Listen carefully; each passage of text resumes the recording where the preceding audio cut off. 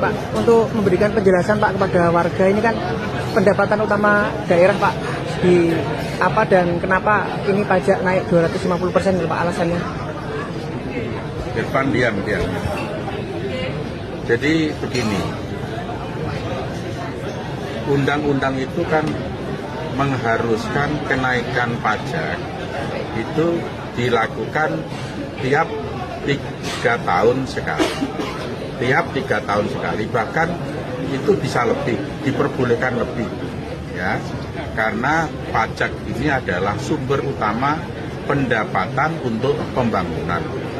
Tapi pada kenyataannya kan selama kurun waktu 14 tahun itu tidak pernah dilakukan.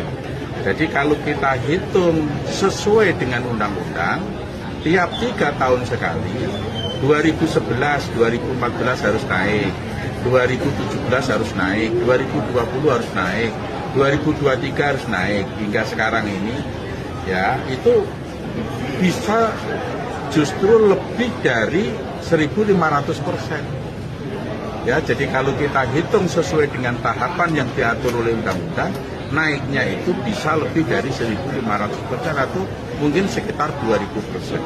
Tapi ini hanya kami lakukan sebesar 250%. Jadi 250% itu adalah dampak dari 14 tahun tidak pernah dilakukan. Satu itu, yang kedua, keuangan Kabupaten Pati ini sangat minim. Hanya 15% dari APBD.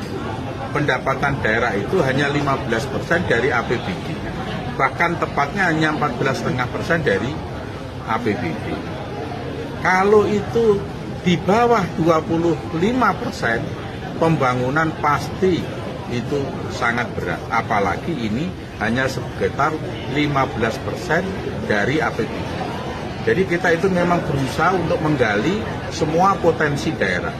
DPRD pun setiap kali kami rapat paripurna itu selalu memberikan saran kepada pemerintah untuk meningkatkan pendapatan daerah. Jadi begitu. Dan dari kenaikan pajak sebesar ini, kami itu hanya mendapatkan 36 miliar. Yang itu kami gunakan untuk melanjutkan pembangunan infrastruktur. Sementara pengeluaran kami itu jauh lebih besar untuk menggaji pegawai P3K dan honorer yang kurang lebihnya sebesar 200 miliar. Dan saudara juga tahu bagaimana proses penerimaan pegawai honorer ini. Saudara tahu ini tidak menjadi rahasia lagi.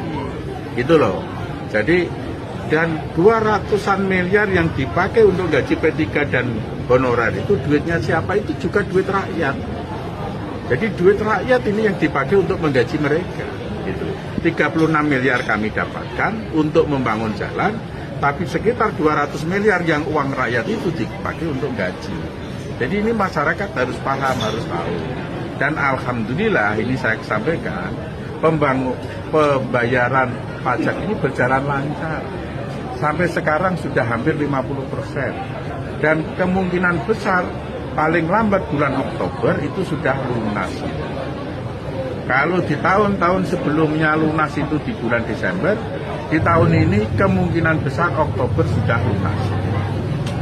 Dan bagi warga yang memang kondisi miskin ekstrim, kondisi sangat tidak mampu, kita bebaskan tidak bayar pajak.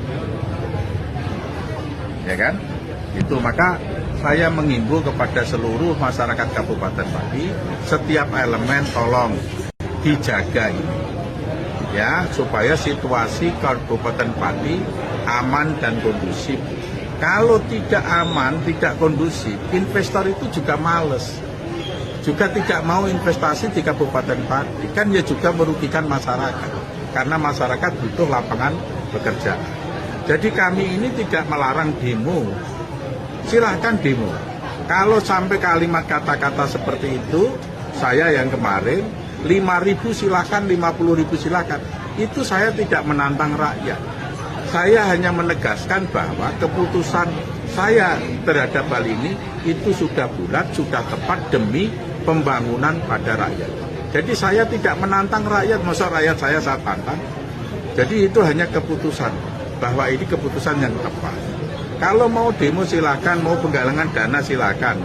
Tapi yang kemarin ditertibkan itu karena besok itu akan prosesi kirap, boyongan, dan dia berada satu tempat yang mengganggu itu loh. Dan dari pihak pemerintah Satpol PP tidak melakukan anarkis, tidak melakukan kekerasan sama sekali. Kata-kata yang kasar saja tidak, gitu ya. Tapi di-framing sedemikian di seluruh Indonesia itu seolah-olah Kabupaten Pati ini situasinya mencekam. Kan sangat sayang, kasihan rakyat Kabupaten Pati. Investor akhirnya menjadi berpikir ulang untuk masuk ke sini. Jadi dampaknya ini besar, maka saya mohon semua elemen masyarakat Kabupaten Pati tahan diri. Ya, demi Kabupaten Pati yang kita cintai. Jangan lupa subscribe ya.